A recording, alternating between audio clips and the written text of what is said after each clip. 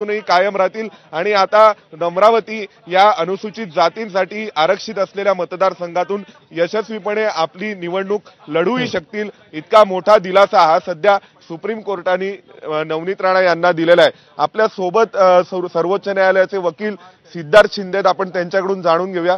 सिद्धार्थजी, काय सांगाल? जी मोची सर्टिफिकेट दिलं होतं नवनीत राणांना ते बरोबर आहे आणि जात पडताळणीचा निर्णय बरोबर आहे।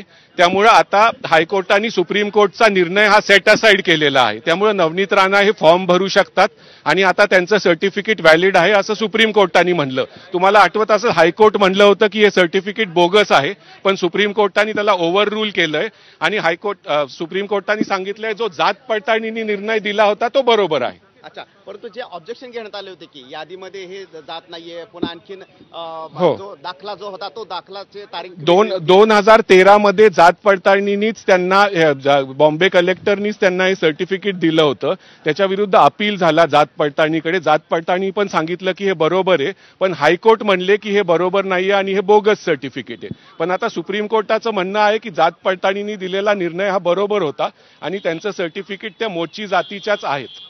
सर, मुंबई हायकोर्टाने निकाल देताना असं म्हटलं होतं की हा योजनाबद्ध पद्धतीने केलेला फ्रॉड आहे, अशा पद्धतीचे विधान मुंबई हायकोर्ट। हो, पण तो विषय आता सगळा संपला, कारण सुप्रीम कोर्टाने हायकोर्टाचा निर्णय सेट असाइड केलाय आणि नवनीत राणांचा अपील अलाव झालेला आहे।